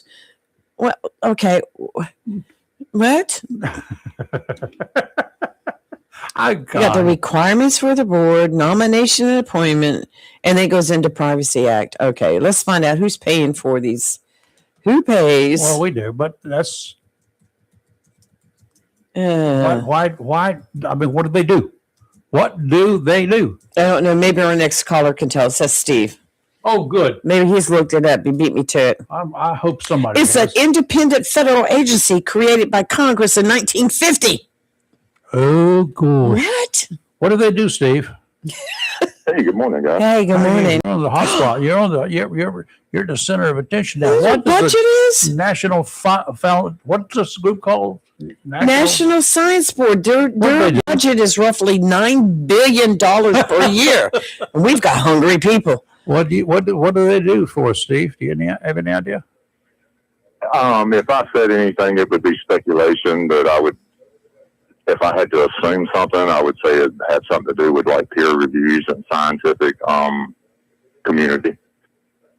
$9 billion a year. It's paid for by the U.S. federal government through the National Science Foundation's budget.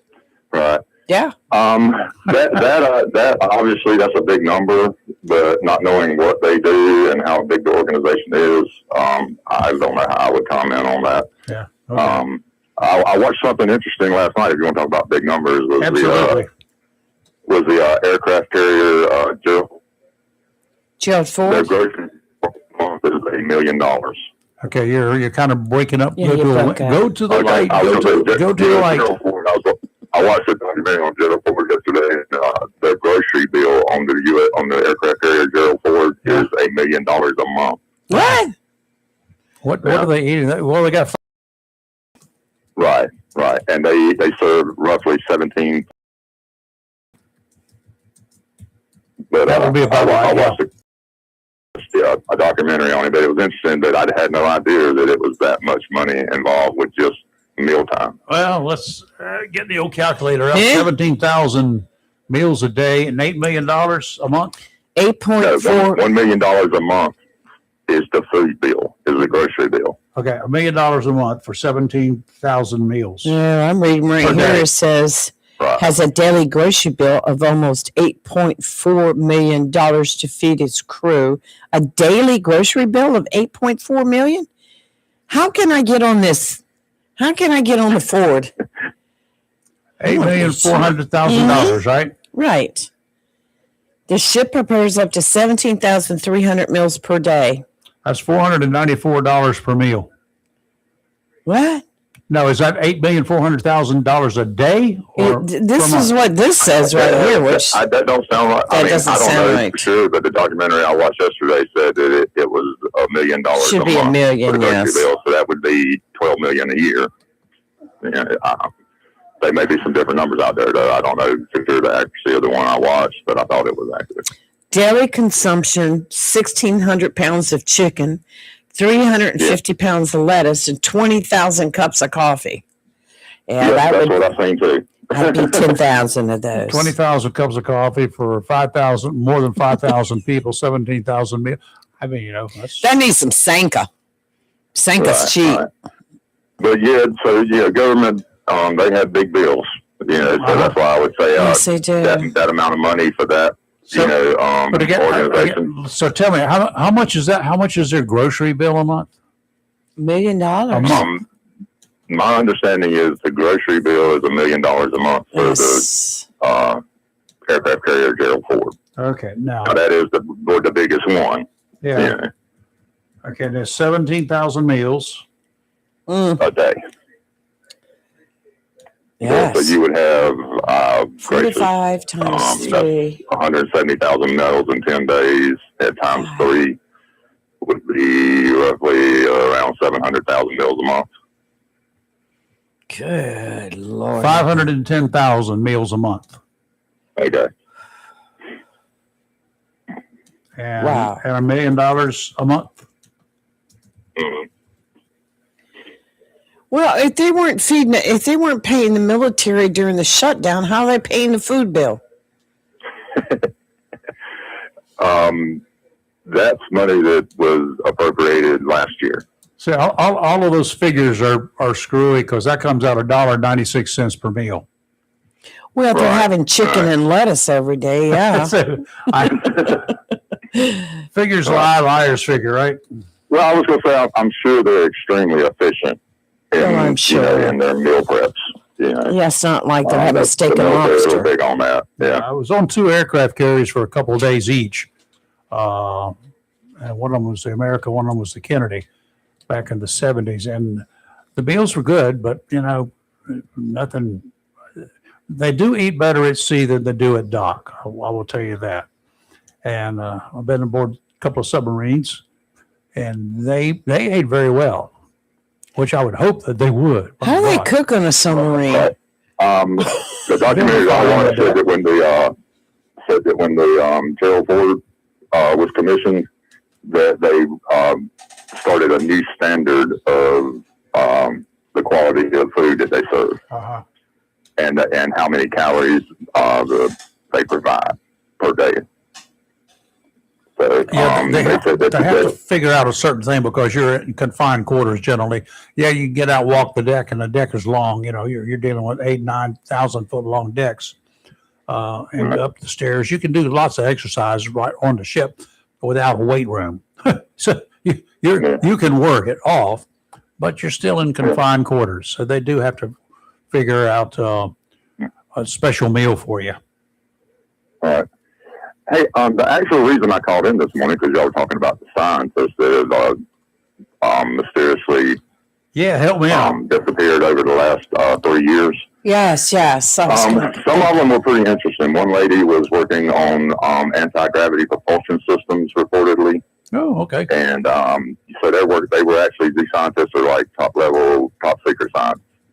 One lady was hiking with her friends and they were talking with her, and the next thing they turned around and she vanished. Ain't nobody seen her since. One scientist left his phone and his ID and everything behind, but they can't find a trace of him. He just disappeared on his own. He just disappeared. Maybe they don't know. They just don't know. Another lady, she sent out emails to her friends and family saying, if I come up suicided or disappear, don't believe them. And then that happened. So, there's some very interesting things around these particular people who are coming up missing. And a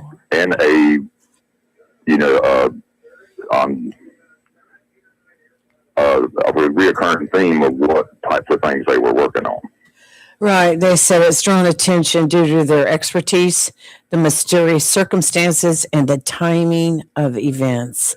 While some cases involve clear criminal elements, others remain unsolved, which has fueled ongoing curiosity and concern about the safety and security of individuals working in a high-level scientific research job. Well, let me I want to look at that. I'll do some investigations later on today and see what everybody's saying. Yeah. And history, top-level scientists disappearing is not an unusual thing. Oh, no, we got a couple of them from Germany. We did. They disappeared right off the street. Same thing. So that's how we got Einstein and Oppenheimer. They were kind of willing. They wanted to get out. They were. I agree with that. I don't know what the situation is with these particular people, and I don't know that it was, something nefarious. The mystery is what makes it, lights the fire. The mystery would be great because, a great movie made of this. Because here's my plot. I'm thinking they've all been secured by our own people. That we have them in a certain special location, and they put all their work, all their brain power at work, and so we can go out and take over the world. That's what I'm thinking. Well, after we do the weather, Rayford, I'll give you names and most recent examples of some scientists that have mysteriously disappeared. Okay, Steve and I are next. Yes, you two are next. Yeah, I'm not worried about NASA or any covert agencies trying to snatch me off the street. Not unless the Board of Elections is coming after us. Oh, God. Well, 34,000 dead people. They couldn't find 34,000 dead people on their rosters. So I don't think they're going to find us either. How would you feel about that, Steve, if you voted during the early voting season and say a day before, the last day of early voting, you went out and voted. You died the next day. How do you feel about them pulling your votes from you?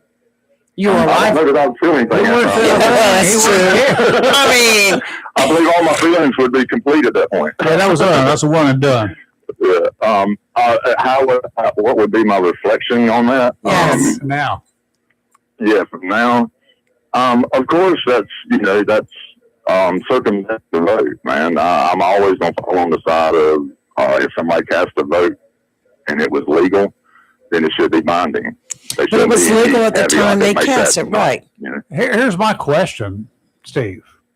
I cast a vote 2 weeks before the election. I stick that little ballot in the machine. It goes, zip, it's gone, right? Right. I see that it's counted. It tells me what number it is. Remember, right? Now, how is a number stamped on that ballot? How do they And identify is your that number ballot? stamped on that ballot cross-referenced to my name? If it is, then they have access to how I voted. And that's wrong, right? But they say they can go back if I die between the time I file that I vote and before election day, that they'll go back and pull my ballot. How did they know it's my ballot? See, something's not working here for me. Obviously, there's some way to trace that. The only way they could do that would be it's to have some not- way to be able to identify it. Then if You they know, can so identify it and trace it back to me, then I have a problem with that because they're not supposed to know how I voted. They could start selling my information to somebody else if they Oh my wanted to. goodness gracious! I mean, I don't see that. I have no facts to. I said that, contrary to I that, said that they but- can if they know who I am and can pull my ballot, then they can pull that ballot anytime they want to, knowing it's mine, and see how I voted. And I'm supposed to have a secret ballot. Now they're going to have to explain to me how they do that because I'm sure something is not being told. Well, I can just about gather how they do it, but I can't. I'm going to get the answer. Because it's ran by all the states, because it's so many individuals, and after what we've seen in the last few years, I kind of lean towards most people are trying to be honest in the electoral system. I agree with that. But again, if they say that if I die and I've already voted, they're going to pull my ballot. How do they know which one is my ballot? AI. Yeah, that's a question. That's a good question. Yes. Because Yeah, if they know that, then they can look at my ballot anytime that they want, Mhm. not that they would, but in a nefarious operation and see how I voted, which is illegal. Well, I would say they have to know at least that you voted because that's public record. That's a done deal, but they don't know how I Right, so- voted. They don't- Right. So if they know you voted, then they most likely have a way to verify that, which means knowing which ballot is yours and tell verifying you, that And you the actually numbers- voted. and knowing how I voted then. But knowing how you voted, that's another question. Deserves an answer. If they can pull the ballot, they know how I voted. Mm-hmm. And it may be that technically they're not supposed to look at that, but I mean, Yeah. I get where you're coming from. Yeah, but honestly, anybody who casts a legal vote, I don't see a scenario where it should be right that vote gets erased. I don't think that they can pull them. I don't know. Good question. I don't think they know how that they could pull them. And if they do, we got some issues to be addressed. We're going to find out. I think that somebody is given the wrong information is that they pull the ballot for people who die after they vote before an election. Still don't think it's fair. If I got up out of my deathbed to go vote, it better count. I don't think that they can pull them. But, I mean, how many people early vote were in car crashes or wind up having heart attacks or We know one. 100 million people in this country. That Yep. probably happens more than you think. Right. It does. Yes. Well, we know one that never got to early vote because ended up with a health issue That was me. and ended up in the hospital on It was a election good learning day. experience for you, though. Well, Over. I did battle with the folks. I said, just let me out long enough to get to a voting machine or get somebody to Right. bring me a ballot. No, can't do Right. that. Jesus Christ, people. I would have done it. I would have called the Onslow County Board of Elections and had them send somebody just to your hospital room in New Bern. I was going to say, I'm surprised you couldn't have got a family member to get you a absentee ballot and filled it out and taking it back for you. They were a little bit busy with me at the time. Yeah, and plus I think there was a But cutoff. you got a big family too. That's not a cutoff. Yes. They all And went. friends. I know you got at least one friend. We probably could have done it, but I think at Next the time I will time, call your butt. I think Call at the me anytime time, you ever need anything. right. All right, Steve, we got to do some weather. What are we going to do, weather? All right. Y'all have a blessed Weather day. or You not. too, bye. Bye. I think you've opened up a dang keg of worms here What? with this voting. dying after you vote? Mm-hmm. We're still under a small craft advisory. I know it's ended. The small craft advisory is now has expired. Yay. But be careful out there. I don't know what the seas are. The wind is still blowing here, and I'm sure it's blowing out there on the water. Northeasterly winds today, 5 to 10 at least, becoming southeasterly this afternoon. Seas 3 to 5 this morning, 2 to 3 near shore. Sounds and rivers, a light chop, and likely will calm down a little bit by the afternoon. Wednesday, tomorrow, southwesterly winds 10 to 15, increasing 15 to 20 with gusts to 25 in the afternoon. Going to be sloppy tomorrow. Mhm. Seas 4 to 6 feet, not good. 5 seconds apart, less good. 2 to 4 near shore. Sounds and rivers, a moderate chop, becoming choppy in the afternoon. A chance of showers in the morning, then showers likely with a slight Yay. chance of a thunder boomer in the afternoon. Yes. That's tomorrow. Thursday, northwesterly winds 15 to 20 with gusts of 25, diminishing to 5 to 10 in the afternoon. Seas 3 to 5, 2 to 3 near shore. Sounds and rivers choppy, diminishing to a light chop in the afternoon. There's a chance of showers again on Thursday. Today, mostly sunny with a high near 73. Calm wind becoming south 5 to 8 miles per hour in the afternoon. Tonight, partly cloudy with a low around 55. Wednesday, a 90% chance of showers with thunderstorms starting late afternoon. High near 75. Chance of, back up, Lee. New rainfall amounts between a quarter and half an inch are possible. Thank you. Wednesday night showers are likely and possibly a thunderstorm with a low around 57. Try to Our friends, the ham radio Right. friends that we got, they are all scattered all over the area. All over. Ward called in this morning from Cedar Point.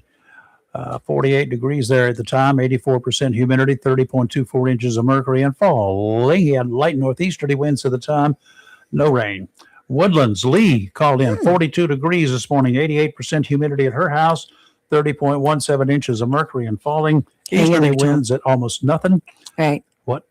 Tom is calling. I told him, hang in it there. We got you.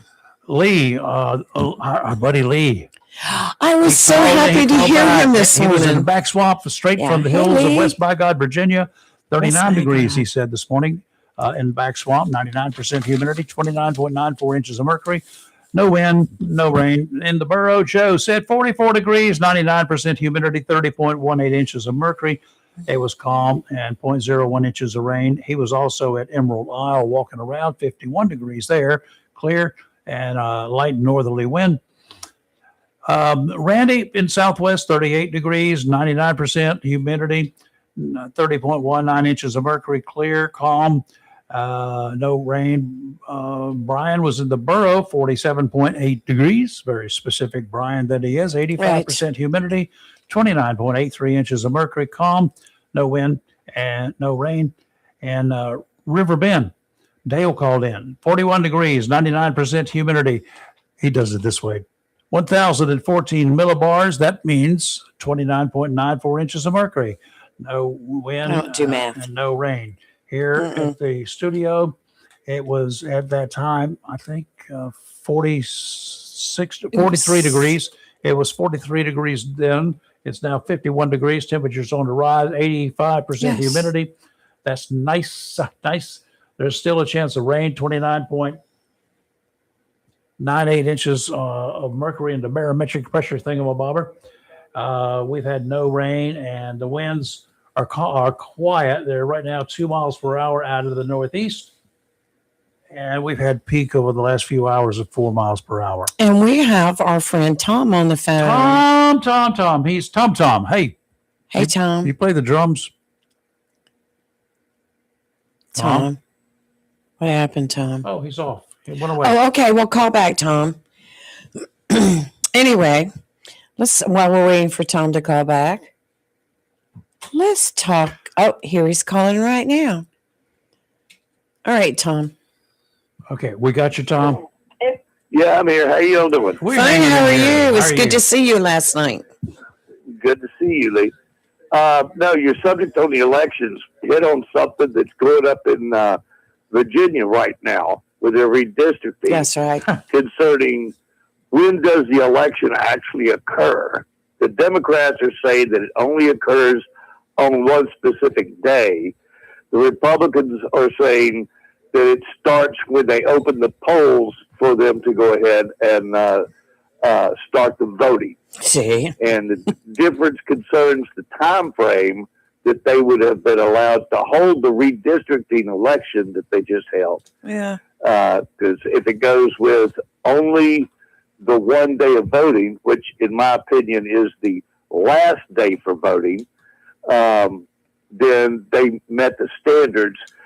And if the Republicans are saying no, when you open the voting, that's when the voting starts, the election starts, which means they were outside of the standards and the election is void. The voting for the redistricting is void. So that's before the Virginia State Supreme Court right now. Right. So what, could they just pull all of the ballots for people who voted early? Would that be a legitimate thing to be doing? Personally, I don't think so. Personally, I think that would be removing the individual right to take part in the voting process. But the really weird thing is that the Democrats are the ones that have been screaming about extending the voting opportunities and extending the time frame allowed for early voting. Yep. So you can't have cake and throw it away. So there's something really weird about that, the way people think, and they can come up with anything they want to. Here in North Carolina, with 34,000 dead people on the rolls, the voter rolls, I've got questions. If Lee says that the state says they can find out, if they find out you die after you vote, early voting, and before election day, that if you have died and after you voted, then they can go back and pull your ballot, so your ballot won't count. How? That's state law. How can they do that? When you sign in to vote, Yes. you put your signature down, they issue you a ballot at that time. Correct. Computerized, it has a number on it. Oh, that's what I told you. Number, So right? they take and process that number. It gets fed into the machine. It doesn't just read your ballot. It reads your number. I got it. It shows that, yes, that Joe Smocatelli voted. Mm-hmm. And therefore, yeah, they do have a process to go back and find out how and who voted. But they know who voted by you signing it.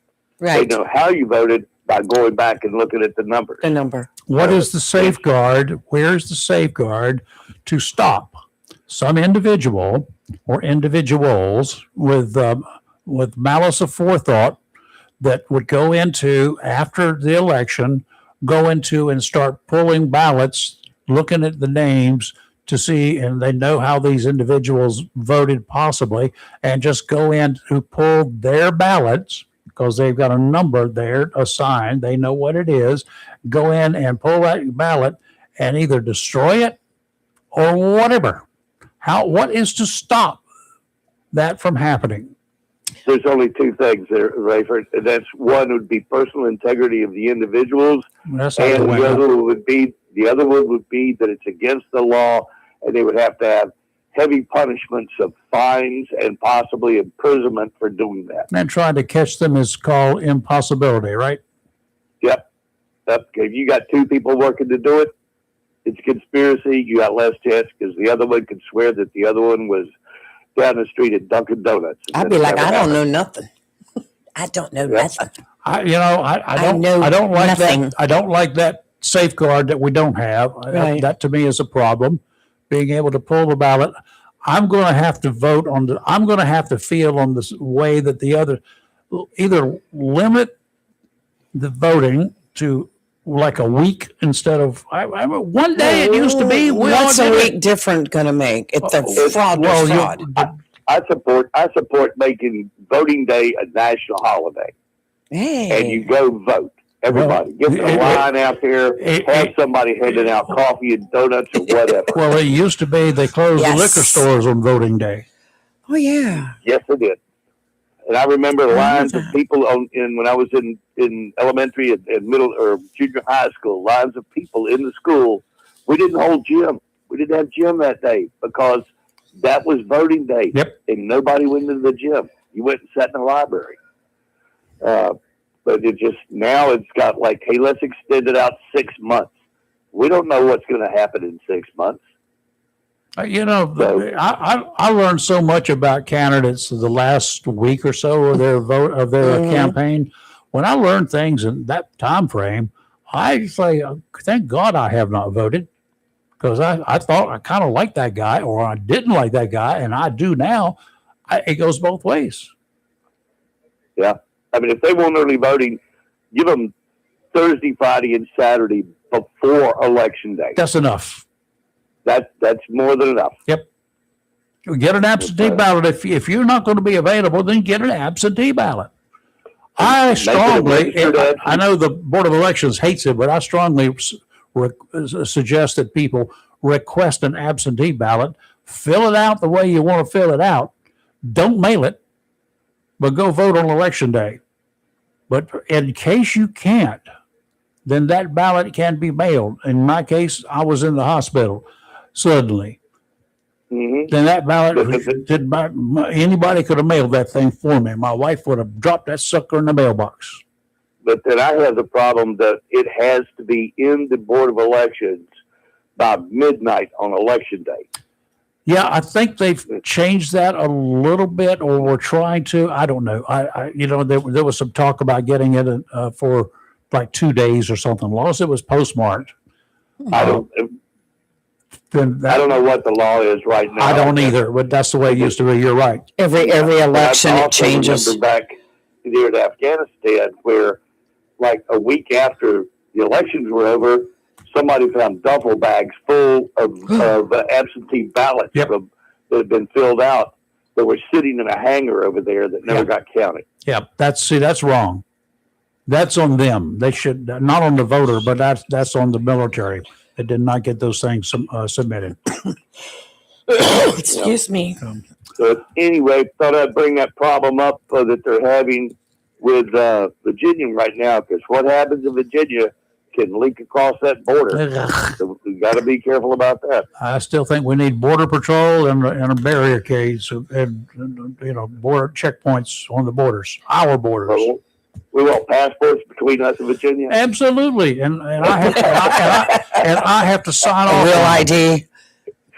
But that would knock out half the people. I'm going to Florida. Banks, wouldn't it? They need to sign. They need to let me sign their passports. Excuse me. If they're going to come here. Otherwise, you stay home. Yep. I think. All right, I'm gonna let you go. Thank you, Tom. You be safe. Right. Here's some breaking news right here. What's that? FBI and HSI, which is Homeland Security Investigations, are currently executing 22 court-approved search warrants in the Minneapolis area in relation to federal fraud investigations into largely Somali-owned businesses. Just confirmed by the DOJ. Good. Go get them. Yeah. Just go get them. Take them away. How about it, Governor? You going to be out there helping them serve the warrants? No, he will be blocking them, trying to. Mm-hmm. Now we can expect, once they start serving those warrants, you can expect more idiots out there rioting. They call it protesting. Yeah, so I'm just like, is anything else? The lying leaders of that rogue nation known as Iran have said they will open the Strait of Hormuz. But the Pukes are demanding that the United States lift the blockade, allowing ships in and out of ports in Iran. In other words, they're experiencing some heartaches. It's working. Not being able to get oil shipped out, not able to get missiles and drones shipped in, and they're still concerned that the United States will launch its forces and will invade the country to make sure all the bad guys are lying around with their toes up. You know what that means, don't you? Yes, I do. Surrendering their uranium supply is a sticking point on their part. They don't want to give it up. They claim they need it so they can generate electricity or do something else peacefully. What else would you do with uranium? They claim they need it so they can generate electricity. Well, I know if they built nuclear powered plants, that's what they would need. How many did they build since 2015 when we know that they were working on the uranium projects then? How many nuclear power plants have they built? The answer is none that I know of. They still refuse to allow us and other nations to keep a watchful eye on whatever they're doing with the uranium. We do not need a rogue nation like Iran with a nuclear device. We don't need No, we do not. North Korea. Those guys. No, we do not. I don't know whether they've got it or not, but they're actually more stable than the people in Iran. Scary, isn't it? Well, I was watching late last night and I didn't pursue it, so I don't know the details, but they were showing a lot of bombing still going on. Of course it is. And evidently somebody has not understood the ceasefire. Yeah, well, Would you trust the people, those leaders in Iran, that No. the radical guys there who are actually in charge? Would you trust them and believe anything they're saying? If they No. got on a polygraph machine, they would just go off the charts. They couldn't tell you their name and be right. Well, you know how President Trump has been talking about, Iran doesn't have anything left. We've destroyed them. No, they've got stuff left. Well, Marine Corps Lieutenant General James Adams, who is the director of the Defense Intelligence Agency, told lawmakers just yesterday that Iran retains thousands of missiles and one-way attack drones, which pose a threat to the U.S. and partner forces in the Middle East. He Hezbollah. testified before the House Armed Services Committee. Nobody believes us. Hezbollah's leader, who's a terrorist thug, has condemned peace negotiations between Israel and Lebanon. He does not want Lebanon being peaceful with Israel. He wants the fighting to continue and the continued efforts to carry out their promise to kill all Israelis and Americans. That's the terrorist thing. If you're not one of them, don't believe as they do. Their mission will then be to kill you. Steve again. Okay, Steve's back. Sorry to call twice, guys, but you asked such a good question, Rayford. I had to go look. Please help me out. Okay. Physical ballots are held for a certain amount of time in case there has to be a hand recount or something along those lines. Yep. Then after that prescribed time, the ballots are to be destroyed, and no official record is kept after that. Okay. Right. So for a certain amount of time after the election, all of them keep the physical ballots on hand for whatever reason, it might happen. In Fulton County, Georgia, there was a court case that was ongoing that they were not allowed to destroy the ballots, and that's how Tulsi Gabbard went down there and seized the ballots recently from the 2020 election. So in certain court cases, they can tell them that they can't destroy the ballots yet. Yeah. But that's how it's supposed to work. There is no official record kept ongoing. Okay. So if for instance, they do seize the ballots, somebody does, or they go back and count the ballots to make sure they got the ballots counted right. But every ballot's got a number on it, which means it's got my name on it, basically. So these people could look over there and say, "Oh yeah, we see how he voted. I don't like him anyway. Let's throw his ballot away." They could. Well, if they do a hand recount, yeah, right. If they do a hand recount, they actually have to look at who you voted for. Yeah, I know that, but then they know who I am. Right, but then that information is not supposed to be recorded anywhere else, and it's to be destroyed after a certain amount of time. Now that's the way it's supposed to work. So, but I figured I'd throw that back. You call back and throw that in there. Yeah, you're just throwing the hand grenade, aren't you? For how you voted in the last election has probably already been erased. Yeah, it's in your voter search, your voter history. No. Only what party? What I know that, but that's all they record as far as in your history. Right. But that is not done. I mean, that doesn't do any good in a general election because there's no party. Everybody gets the same ballot. in a general Right, election. right. So they don't. Now, only, but it shows that you voted, That's all. whether in Right, person, absentee, or whatever. And during a primary, it shows whether you voted Republican Democrat or Republican. Democrat. Yeah. And that's what it records. And you're right, Steve. When you go to vote, all those ballots are kept. They're kept by precinct. They're put into boxes by precinct or by date to show. And if they have There's my issues, name on them. no, your name's not on it. Yes, It's it just is. a number. It's a number, which has got a cross reference to my name. Well, I agree with you 100%. But you know what? What if you didn't have that? How much voter fraud would you have then? How much do we Two have? ways to look at it. There's pros and cons to every situation. That's right. But I figured I'd just share that with you that there is no actual record kept. They can look back if need be for a short period of time. But if there's no recount, then nobody ever knows who you voted for. Yep. So, Steve, any news come out this morning on the shooting from Saturday night? Have you heard anything? I've seen that there's a bunch of commentary. I've caught some little snippets and pieces, but I'm still going to hold comment until a little further down the road. Right. Okay. So, yeah. Do you now? I'm asking you this, and I'm asking everybody that calls in about it. Do you feel like this whole thing was staged, or do you feel like it was for real? I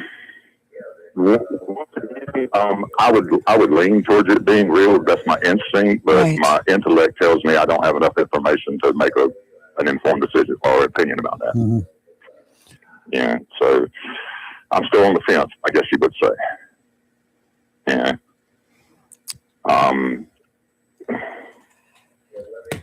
Could it have been? I guess. I don't have any way to dispute that. Could it not have been? Same thing. I don't have any way to dispute that. So yeah, I don't know that I would be able to comment on that comfortably. I'm trying to think of what individual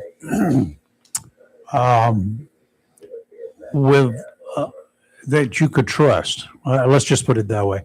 I'm trying to think of anybody right now that I know that is stupid enough to do something like that I could trust that if they got caught, that they wouldn't open up and tell everything, that it was, a setup.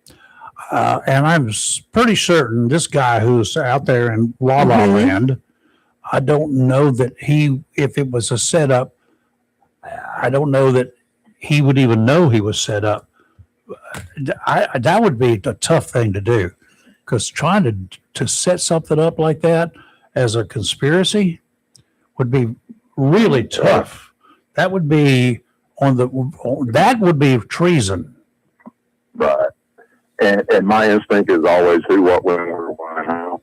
Mm-hmm. And, who would do this? Who would do that? Why would they do And that? who would you trust to do it? I mean, and something that large and take that many people involved, how would you, like you say, how would you keep it quiet? Yeah, and the guy, if he's suicidal, then that's one thing. You know that he's going to set it up and then he's going to die. But he didn't. It'd be one of those. What if he gets caught? And once they get him in a room and start talking to him for hours on end, he's going to open up. You can rest assured of that. They're going to know more about him than he knows about himself by even what he tells. So that's just the way that's going to work. I don't know. I will say that it has. I don't know what to call it. First thing pops in my mind that it's a blessing, I guess, that the three people who have tried this have been not very well trained and not very efficient. No. That's a good thing. Yeah, the one guy on the roof, he was pretty good at sorta, but he got wild in his shooting, which happens a lot when you're using AR-15. Anything that rapid fire like that, they just start spraying and hoping. But he was within 3 inches, is it, from the ear to the center of the forehead? No, he was pretty close at 140 yards. Yeah, I'd say somebody with prior military experience would have made that shot. Mm-hmm. Yeah, so like I say, once again, a person who wasn't wasn't very well trained, that was a benefit. Not to the guy standing behind Trump, unfortunately, but to the president himself. So yeah, as far as a big conspiracy, I tend to not try and get my brain wrapped up in stuff like that. There's too many what ifs, and that's a lot of when you start real estate in your head. When you start throwing, you right on my page here. When you start throwing out what ifs, then you got in La La Land. Yeah. The sun doesn't come up in the morning. I think we factual and fantasy. So I think we've had a lot of political violence over the years, and I personally denounce every bit of it. How do you feel, Steve? I believe people are more out to denounce it when it's somebody they support than somebody that they don't support, and that's both sides. And I also believe that recently our politics has taken on a more European style where everybody's hollering at each other and almost on the verge of physical violence in our Congress. Like Italy and England, right? Yeah, that's what I was thinking. But, like over in England where they stand there and scream at each other in Parliament. Italy does the same thing. Right. I feel like that we have lost a little bit of our class, a little in this over these last few years. Yep.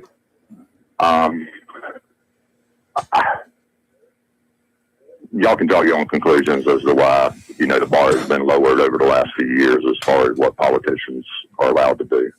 I know they've always done things on both sides that are, disagreeable, but it seems like it's taken a new step. Oh, it's ramped up over the last 15 years, big time. Mm-hmm. That's kind of why I've always been a person of in politics. Everybody has to call their own fouls and strikes. Mm-hmm. Because if you don't, you're inviting the other team to play the same way. And I've seen both sides be guilty of that. Yep. Okay, bud. All right, guys. Thanks for your time again. I'll let y'all go. Y'all have a blessed day. Love your calls. Thank you. Bye. We do like the calls. Yes. Tomorrow we've got Dr. Rose. When you find out why Lee is coughing, need to record her call. Can you arrange to do that tomorrow for her? Ever since I took that medicine that the doctor told me to take, which I quit taking after about a month, it has just messed up my throat. It dries you out, and it's just messed up and sometimes all that smoking you've been doing. I do no smoking, but I'm just talking. It's just, it has messed up my throat. Mm-hmm. And I have moments where it gets so dry. Be cautious of what you take. All right, we got Dr. Rose. We don't know whether we got Peter Wright tomorrow or not. I'm pretty confident Peter will be here. This is we may have our buddy.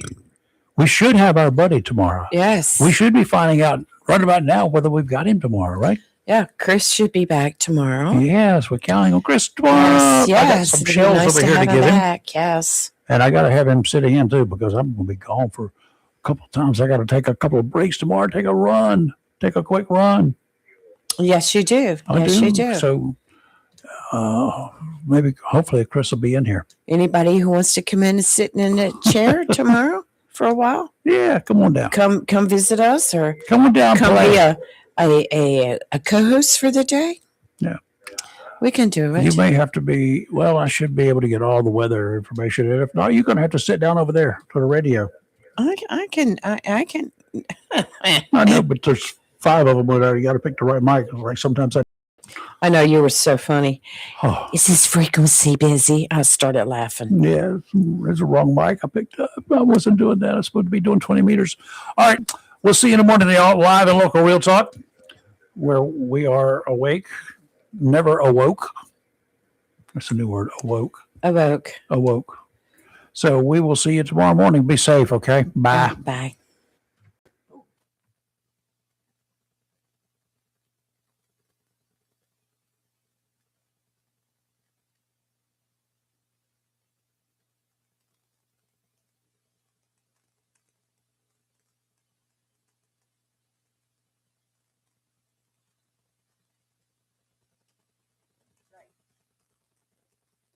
And the reason I do that is